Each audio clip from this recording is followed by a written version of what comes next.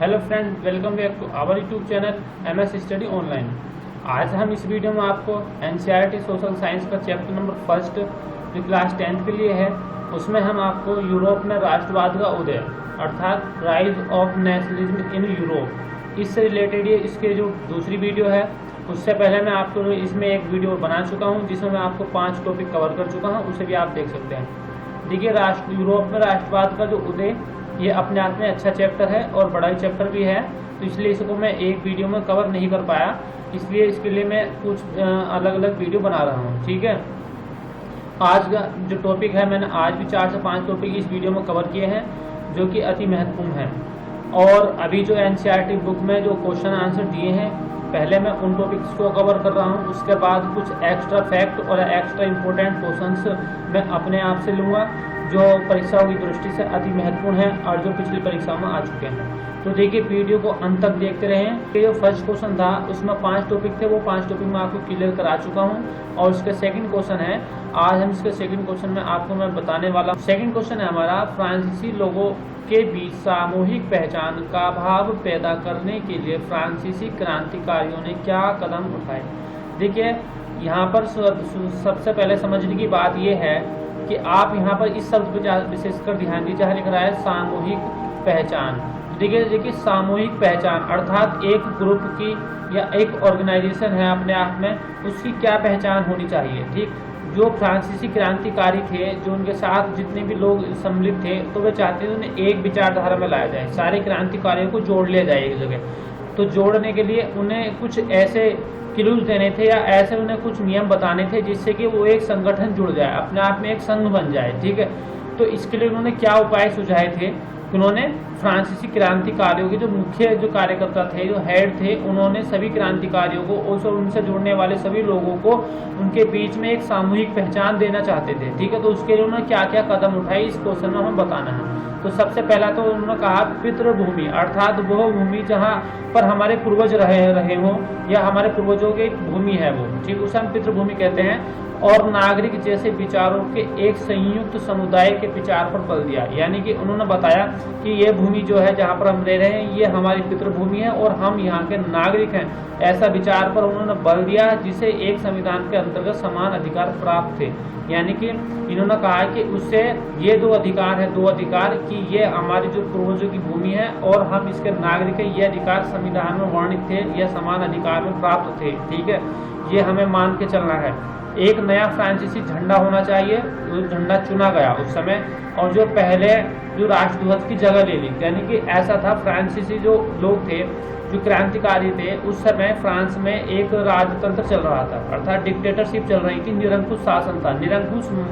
निरंकुश शब्द इसमें कई बार आने वाला है आपका। ठीक है, तो देखिए, निरंकुश का मतलब होता है जिस भी राजा पर कोई अंकुश ना हो, किसी पर कोई कंट्रोल ना हो, तो उस तरीके की वहाँ पर सरकार चल रही थी।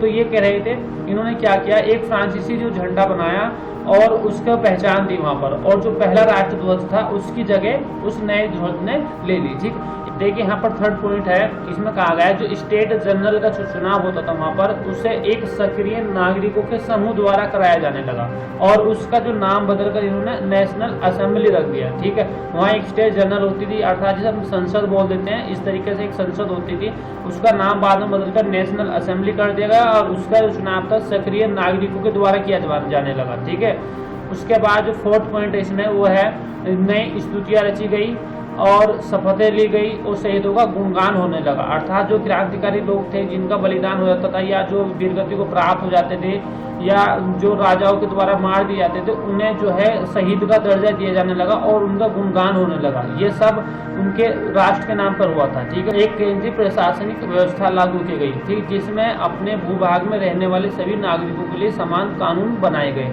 तो ये व्यवस्था करी इन्होंने, जो क्रांतिकारी लोग थे, जो क्रांतिकारी थे फ्रांस के, उन्होंने जो है एक केंद्रीय प्रशासनिक व्यवस्था बनाई जिसमें क्या सभी नागरिकों के समान कानून थे, अर्थात सभी के लिए एक समान कानून थे, चाहे कोई राजा हो चाहे कोई प्रजा का हो। ठीक है, और आंतरिक जो आयात निर्यात था, आयात निर्यात मीन्स जो यानी कि आयात से मतलब है कि जो भी इस देश में बाहर से आने वाले प्रोडक्ट था, और निर्यात का मतलब है जो इस देश से यानी कि फ्रांस से बाहर जाने वाला प्रोडक्ट था उस पर जो शुल्क समाप्त कर दिया गया, अर्थात उस पर जो टैक्स लेते थे राजा लोग वो समाप्त कर दिया गया। जो उनका दृष्टिकोण था वो बिल्कुल गलत था या अलग था, जिसमें वो अपना हिस्सा मांगते थे, तो ये सब खत्म कर दिया गया और इसका एक समान व्यवस्था इसमें लागू कर दी गई। ठीक है, जो क्षेत्रीय बोलियां थी उन्हें हतोत्साहित किया गया, अर्थात तो ऐसा हुआ कि जैसे कि हमारे देश में भी विभिन्न प्रकार की बोलियां बोली जाती हैं, परंतु हमारे देश की तुलना फ्रांस से नहीं कर सकते, क्योंकि हमारे यहाँ एक अनेकता में एकता पाई जाती है। परंतु फ्रांस के लोग सोचते थे यदि यहाँ पर क्षेत्रीय बोलियां बोली गई, क्षेत्रीय बोली का मतलब कि किसी क्षेत्र में तो कुछ बोली बोली जा रही है, किसी क्षेत्र में कोई दूसरी बोली बोली जा रही है। बोली की भाषा, ठीक है, भाषा में परिवर्तन की, हर क्षेत्र में अगर भाषा अलग अलग होगी तो मतभेद बढ़ेंगे और संघ नहीं बन पाएगा, एकजुट नहीं हो पाएंगे लोग। तो वहाँ पर उन्होंने क्या किया, जो पेरिस में फ्रेंच बोली जाती उसे ही अपनी भाषा के रूप में अपना लिया और उसे ही राष्ट्रभाषा का रूप दे दिया उन्होंने। ठीक है, और राष्ट्र की जो साझा भाषा वो बन गई फ्रेंच। इससे क्या हुआ कि उनकी जो क्षेत्रीय बोलियां थी उनको हतोत्साहित कर दिया गया, अर्थात उनको लगभग समाप्त कर दिया गया। ठीक है, देखिए अब हमारा जो सेकंड क्वेश्चन का है इसका पार्ट, और मारियान और जर्मेनिया कौन थे। देखिए मारियान और जर्मेनिया दो ये नारी रूप हैं, ठीक है, छवि हैं, इनका मैं आपको दिखा देता हूँ अभी। तो सबसे पहले बात करते हैं मारियान की। यह एक लोकप्रिय ईसाई नाम है, ठीक है, और इसमें जो है फ्रांस ने अपने स्वतंत्रता के नारी प्रतीकों को ये नाम दिया, अर्थात जो नारी प्रतीक थे, जो महिला थी जो बढ़ चढ़ के इसमें भाग ले रही थी फ्रांसीसी क्रांति में, उनको प्रतीक के रूप में मारियान कहा जाने लगा। ठीक है, ये एक छवि जन राष्ट्र के विचार पर प्रतीक थी और इसके लिए चिन्ह स्वतंत्रता व गणतंत्रता के प्रतीक एक लाल टोपी और तिरंगा और कलगी थे। ठीक है, ये इनके 3 चिन्ह थे यहाँ पर स्वतंत्रता के लिए, एक लाल टोपी, तिरंगा और कलगी। मारियान की जो प्रतिमा है वो सार्वजनिक चौराहे पर लगा दी गई। ठीक है, इसे दर्शाने के लिए कि जनता को एक राष्ट्रीय एकता का प्रतीक मिल गया हो। ठीक है, यानी कि उन्हें एक राष्ट्रीय का एकता का प्रतीक दिखाने के लिए मारियाना की जो मूर्ति थी, वो प्रतिमा थी, अर्थात ये एक महिला की प्रतिमा थी जो कि चौराहों पर लगा दी गई थी और उससे अपनी जो तालमेल स्थापित हो सके, यानी कि जो जनता है उसका जो तालमेल जो एक जगह हो सके, वे एक जगह तालमेल उनका स्थापित हो सके। तो मारियान की जो छवि थी वो सिक्के व डाक टिकटों पर भी अंकित की दी गई। ठीक है, जो डाक टिकट उस समय प्रसारित होते थे या सिक्के बनते थे उन पर भी जो मारियान की जो छवि थी उसको अंकित किया गया, उसको उकेरा गया। अब बात कर लेते हैं जर्मेनिया की। देखिए जर्मेनिया जो जर्मन राष्ट्र की महिला जो थी, जो नारी थी, उनका रूपक था, अर्थात उनका एक तरीके का प्रतिमा समझ लीजिए या उनका एक चिन्ह समझ लीजिए। जर्मेनिया उनको कहा जाता था। अगर जर्मन में कोई भी महिला राष्ट्र जो राष्ट्र हित के लिए लड़ती थी या क्रांतिकारी महिला थी उसको जर्मेनिया कहा जाता था। ठीक है, तो इसमें जो था अभिव्यक्ति में वे बलूत के वृक्ष के पत्तों को मुकुट बनाकर पहनती थी, क्योंकि जर्मनी में माना जाता था जो बलूत वृक्ष होता है वो वीरता का प्रतीक होता है, और उनके हाथ में एक तलवार पकड़ी होती थी और उस पर लिखा होता था जर्मन तलवार। तो जर्मन जो तलवार थी और जर्मन राइन की रक्षा करती थी, और इस प्रकार जो जर्मेनिया जो है जर्मनी में स्वतंत्रता और न्याय और गणतंत्र की प्रतीक बनकर उभरी एक नारी छवि थी। ठीक है,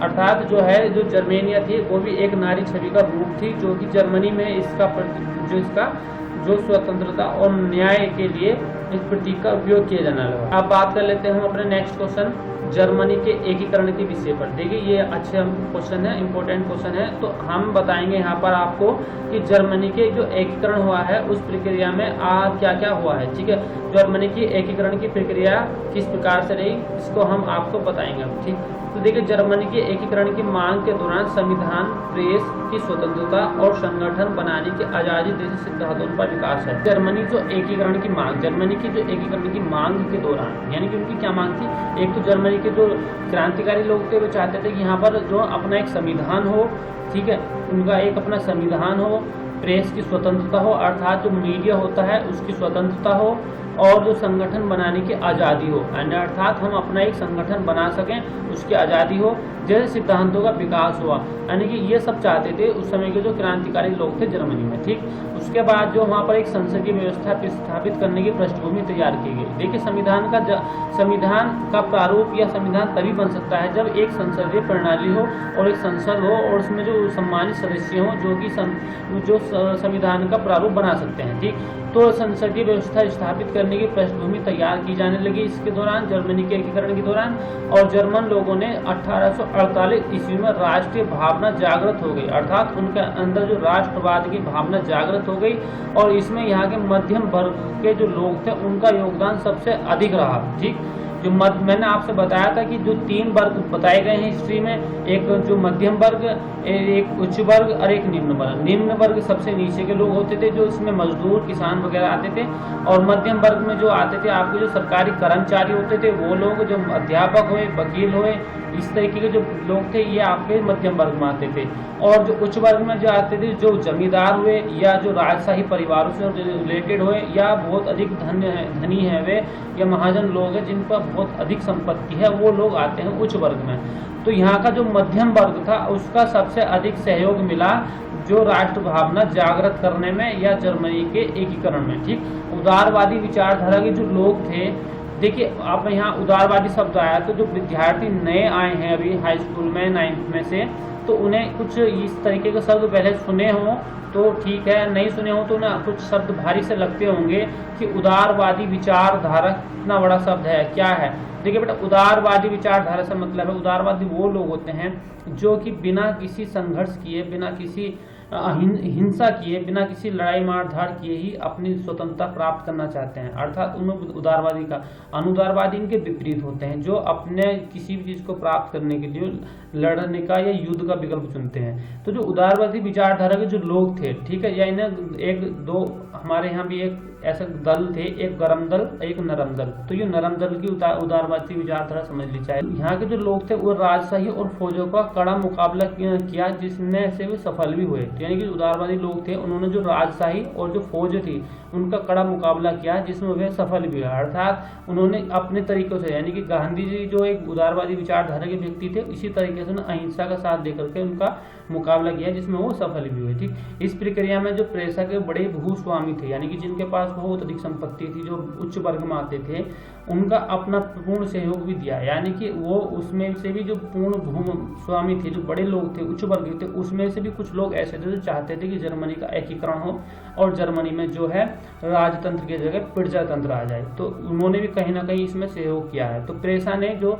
पर्शिया, आज के समय पर्शिया कहते हैं, तो उसमें एक राष्ट्रीय एकीकरण आंदोलन का नेतृत्व संभाला गया, यानी कि वहाँ एक नेतृत्व तैयार किया गया कि हाँ, हम राष्ट्रीय एकीकरण होना ही है अब। तो उसे एक नया रूप और नई दिशा प्रदान की गई प्रेसा में। ठीक, इस प्रक्रिया के जो जनक थे प्रेसा के प्रधानमंत्री ओटो वन बिस्मार्क थे। ठीक है, और इसमें जो है प्रेसा की सेना और नौकरशाही की मदद भी लगी। नौकरशाही का मतलब है कि जो सरकारी कर्मचारी जितने भी होते हैं या जितने भी जो पैसे वाले कर्मचारी होते हैं, जितनी भी सरकारी नौकरी कर रहे हैं, नौकरशाही बोल देते हैं। ठीक है, तो सेना और नौकरशाही की मदद ली गई थी इस प्रक्रिया में। और इस प्रक्रिया में जो प्रेसा ने ऑस्ट्रिया, डेनमार्क और फ्रांस से भी युद्ध किया और सफलता प्राप्त की। ये लाइन बड़ी इंपॉर्टेंट है क्योंकि इन 3 को हराकर ही इन्होंने अपना एकीकरण को किया था। ठीक, और उसके बाद जो सबसे इंपॉर्टेंट क्वेश्चन है ये है, यहाँ पर जो 12 जनवरी 1871 ईस्वी में वर्साई में प्रेसा के राजा काइजर विलियम प्रथम को जर्मनी का सम्राट घोषित कर दिया गया। ठीक है, यहाँ पर सुन लीजिए दोबारा से, देखिए जो 18 जनवरी 1871 में था, 71 में जो वर्साई जो एक शहर है वहाँ पर, उसमें वर्साई में प्रेसा का जो राजा था काइजर, जो प्रेसा पर्शिया था, पर्शिया अपने आप में उस समय एक देश था, तो जो पर्शिया था उसका जो काइजर को विलियम प्रथम को जर्मनी का सम्राट घोषित कर दिया। या प्रेसा जो है जर्मनी का एक भूभाग था उस समय। ठीक है, और उसका राजा था काइजर, और उस काइजर विलियम प्रथम को ही जर्मनी का सम्राट घोषित कर दिया गया, जिसने जर्मनी के एकीकरण की प्रक्रिया और अधिक सरल कर दी। ठीक है, वो जो राजा, जो क्रांतिकारी जो लोग थे जो जर्मनी का एकीकरण चाहते थे, तो उनके पसंद का राजा था, या समझ लीजिए उनकी विचारधारा का राजा था। ठीक है, उनसे उसकी विचारधारा मिलती थी और इसलिए उन्होंने इससे राजा घोषित कर दिया, सम्राट घोषित कर दिया, और उसने जर्मनी के एकीकरण को और भी अधिक सरल बना दिया था। ठीक है, अब बहुत सिंपल है, ये 2 लाइन आप अच्छे से एक बार रिपीट करेंगे क्योंकि यहाँ से शॉर्ट आंसर बहुत बनते हैं। कि वर्साई का एक महल है जिसे शीश महल कहा जाता है, ठीक। तो उसमें जो है जर्मन के राजकुमार भी रुके हुए थे, सेना के जो प्रतिनिधि भी वहां पर उपस्थित थे, और उसके साथ साथ जो है आपके जो ओटोमान बिस्मार्क थे वो भी वहां पर उपस्थित थे, और जो जर्मन के सम्राट थे काइजर विलियम प्रथम वो भी जो वहां पर उपस्थित थे। तो ये सब जो नवीन इन्होंने सबने वहां पर नेतृत्व किया और विचार किया कि जो नवीन जर्मन यानी कि न्यू जर्मन साम्राज्य की एक निर्माण की जो महत्वपूर्ण घोषणा वहां पर कर दी गई, अर्थात एक नई जर्मनी एकीकरण के बाद, यानी कि जर्मनी का एकीकरण अब हो चुका है, ठीक है।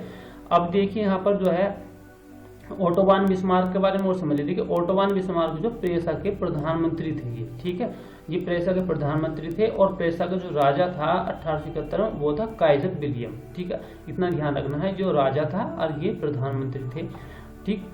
उसके बाद जो है इन सभी ने मिलकर ये एक ही विचारधारा में आ गए और इन्होंने क्या किया, उसको किसको हराया, ऑस्ट्रिया को, डेनमार्क को और फ्रांस से इनको युद्ध में हराया और सफलता प्राप्त करी। उसके बाद इस प्रकार से जो जर्मन राष्ट्र का एकीकरण हुआ और अपने आप में एक राष्ट्र बन गया, ठीक। अब मैं नेक्स्ट वीडियो में जो है इसी चैप्टर से कुछ भी और भी इंपॉर्टेंट टॉपिक्स लेने वाला हूँ। आई होप कि इससे अगली वीडियो में मेरा जो है चैप्टर कंप्लीट हो जाएगा, फिर उसके बाद में ज्योग्राफी का चैप्टर फर्स्ट आपके लिए लिखूंगा, ठीक है। मैं आपको हर सेक्शन का एक एक चैप्टर ऐसे प्रोवाइड कराता रहूँगा। पहले मैं इसका हिस्ट्री का एक चैप्टर कंप्लीट कराता हूँ, उसके बाद ज्योग्राफी का, फिर इकोनॉमिक्स, सिविक्स का, ठीक।